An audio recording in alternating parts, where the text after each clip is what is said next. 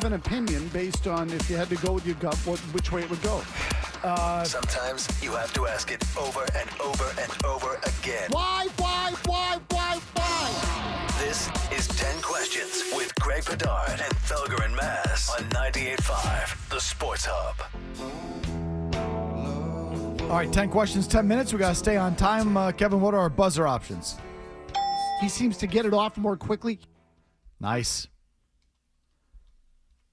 Nuts and bolts, we got screwed. Oldie but a goodie. He's the best one. Don't you understand? Throw a flag. More of that coming your way tomorrow for the annual You know high what's school not calls. sexy? Sucking. Sucking is not sexy. Immortal words of Maz. Yes, next. Last one here. Pyrotechnics. All right, Kev, hit it. He seems to get it off more quickly. Greg, do you believe quarterback play at the NFL level is a major problem? The play is, but not the talent. I think the talent is off the charts.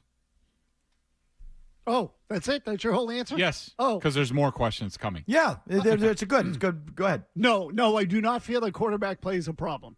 Yes, obviously. Some guys are so bad they're unwatchable. Zach Wilson, Kenny Pickett, Mac Jones, whoever the Giants spin the wheel and land on, Garoppolo and healthy, any Bears quarterback, the entire NFC South, all trash. Next. Nuts and bolts, we got screwed. So then what's the problem, big boy? Couple different things to me. The offensive line play in this league is awful. I mean, and it starts in college where they're not getting coached enough. They're more interested in recruiters than coaches. They don't really get developed at the college level. Then they come up here. They don't have enough practice time, and the coaching is bad in the NFL, I think, on the offensive line as a whole. And then the other thing, and I heard this I posed this question to an NFL executive, and they said that the schemes that they are bringing more and more to the NFL level, that in college it works because most of the time it's a talent disparity, in every game that you're going up against. But in the NFL, these schemes, if you have a good defense and a really good coach, they're easy to defend. I mean, you look at the Chiefs, what they did to the Eagles and the Dolphins in recent weeks. I wouldn't say the Chiefs have unbelievable talent on defense, but they have Spags. And you give these guys an offseason to get ready for this stuff, they know how to shut it down. So I think the biggest problem, I said this yesterday, I just think there's so many injuries at quarterback to key guys that it's affected the position. 60% hard offensive play, offensive line play, 30% terrible coaching, 5% idiot refs getting in the way, negating big plays with either holding or illegal man downfield, 5% stone-handed receivers. There you go. There's the problems. Okay. Is talent a problem at receiver, Big Jim? I mean, at quarterback, Big Jim? Yeah, there's that too. So I'm with Bedard on his first point. To me, the talent's absolutely there. I mean, I don't know how there can't be talent there. The guys have never been bigger, faster. They've never trained harder. They've never gotten more coaching at the youth level all the way up. You know what I mean, Greg? Yep. It doesn't add up that the position would be so glamorous, that makes so much money. Everyone wants to be a quarterback. When everyone's 8 years old, they try and be a quarterback. It gets coached. The schemes are there. Every grade school, Pop Warner, junior highs playing spread offense, throwing the ball. You look around college, there's amazing athletes all over the place. And you get to the NFL and everyone sucks. That does not add up. And it's not a talent thing. It's everything else. I'm with you. I do think part of the problem is that these guys are being played way too soon. And, it used to be, look at Brady sat a lot, Breeze, I think sat a lot of guys they're being rushed because there is the tease of the 1 year turnaround. Like this guy is going to change everything and guys are trying to preserve their jobs or keep their jobs. So they're pushing these quarterbacks in and they're just not ready. I liked Greg's shorter answers better. Next. Eat it, Maz. Don't you understand? Throw a flag. What's the solution? I don't know.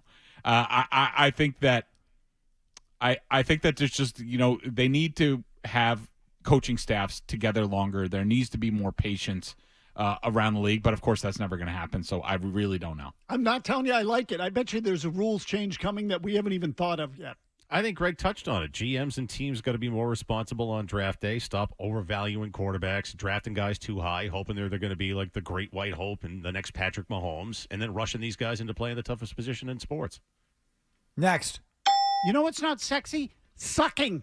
Sucking is not sexy. Serious question. Should you put flags on them? Do you think they will? Do you think the league will ultimately put flags on the quarterbacks? I'm not ruling it out. I think it's something interesting to look at, and the owners could get that desperate. I mean, with the amount of Joe Burrow being out this year, I mean, it doesn't help anybody. I think they will consider that at some point in time. I really do. If they do it, they'll kill the sport. Yeah, I'm with Mazz on this. If you can't tackle the quarterback, it's going to be impossible to play defense, and no one's going to want to watch that crap. Just pull the flag. What if you say they can't run? Look, they already do it with kickers and punters. You can't touch those guys. And I don't think it's that big of a leap for them to start doing it with quarterbacks. If you go past the line of scrimmage, game on. If you're behind the line, something like that. Like I said this before, I'll say it again. Our kids will watch NFL football with flags on the quarterback's hips. That's coming. Next. Pyrotechnics. Thoughts on the firing of Matt Canada in Pittsburgh? Go back and rewind our show from before the Patriots played the Steelers in week 2 last year. Yeah. I took one look at that offense. I was like, you got to be kidding me. This is not a pro offense. It is not going to work. This is a joke. I can't believe it lasted that long. I'm eager to see what the Steelers do. My guess is that if they try to copy Bill Belichick, they'll make their defensive coordinator Terrell Austin the OC. It was time. Kenny Pickett's not all that good, but if you watch any Steelers game, and there's a lot of their games on prime time, you can understand why their fans are pissed. Every pass doesn't go downfield. It's either sideways, and the guy loves to run countless jet sweeps. He was a moron. Next, toolbag question. He seems to get it off more quickly. The toolbag question is this. Who is currently the biggest toolbag coach in the NFL? Brandon Staley, with all his coaching decisions, then his post-game press conference the other day. What a tool. Brandon Staley, snap-on tool. Belichick, worn out his welcome, still insufferable anytime he's in front of a microphone, exposed as a fraud without Brady more and more each week. Belichick, definitely top 3. Next. He's the best one. Don't you understand? Throw a flag. Number 4, did last night's game say more about Philly or more about Kansas City? Kansas City for sure. I mean, they had total command of that game, and they couldn't put it away because they couldn't manufacture enough offense, and their 2 red zone turnovers. Chiefs, my husband cannot throw the ball and catch the ball. Kansas City and their collection of stone-headed slobs at wide receiver. So leads to the next question. Go ahead. You know what's not sexy? Sucking. Sucking is not sexy. Who should Patrick Mahomes be most frustrated with this morning? Brett Veach, the GM of the Chiefs. I mean, you can't find any capable wide receivers anywhere that can just catch the ball from Patrick Mahomes. That's all you need. Just guys who can catch the ball. Ownership and management, that is a disgrace when you have a generational player like you have and you don't give him the weaponry. That is embarrassing. Yeah, it's Chiefs ownership. I mean, that thing last night is shades of 2013 and why Tom Brady finished his career in Tampa and not here in Foxborough. There's no rumblings yet of a rift between Mahomes and the organization, the GM, the coach, but that's the ingredients. That's how you start. That's how you get to that point. 2013, 06 is always the year I remember where they let Branch and Givens go, and it was Rashae Caldwell, and what was 2013? I don't remember. Kembrell, Tompkins, Dobson. I mean, there was a lot of slobs there too. 06, sure. I mean, that's the number one. But 2013, I mean, you look at that roster. Yeah. Go ahead. Yeah, they did it to Brady a couple times. Yeah. We're paying you. We're not paying anybody. I like they're doing the same crap to Patrick Mahomes. Next. Nuts and bolts, we got screwed. Okay, Greg, the tush push. It continues to grow on me. I was rooting for it last night. That one that they executed last night was, I think, an absolute force of nature. I used to hate the thing. I used to think it should be outlawed. I like it more and more by the day. How about you? I hate it. I mean, it's for the Eagles, it's too automatic, and I don't know how you combat it. Like, I mean, it got to the point I was having a conversation with my son when he was like, do you think they could just tush push it from the 10-yard line on first down? And I said, yeah, they probably could. That's what it's going to evolve into. Is that what you want in the NFL? Well, then how come no one else can do it? Because they don't have the offensive line. Go ahead, man. Because they can't do it. So, honestly, I'd run it more if I were them. They won't. But they can get 3 or 4 yards every time they want. It's unbelievable.